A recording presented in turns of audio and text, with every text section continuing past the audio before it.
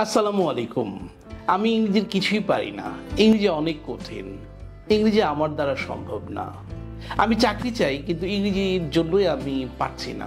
আমি একজন হাউসওয়াইফ। আমি স্বপ্ন দেখছি বড় কিছু করার কিংবা ফ্রিল্যান্সিং করার, নিজেকে আবার ঘুরে দাঁড়ানোর। কিন্তু ইংরেজির কথা শুনলেই আমার মাথা ব্যথা হয়ে যায়। আমার দ্বারা আর সম্ভব না। আমার বয়স হয়ে গেছে। এই বয়সে কি আর ইংরেজি শেখা সম্ভব? সম্ভব না। ইস! যদি ইংরেজি পারতাম কতই না ভালো হতো। আমার দ্বারা আর মনে হয় না সম্ভব। ইয়েস, এই নেগেটিভিটিগুলা আমাদেরকে পিছিয়ে দিয়েছে আমাদের অবস্থান থেকে।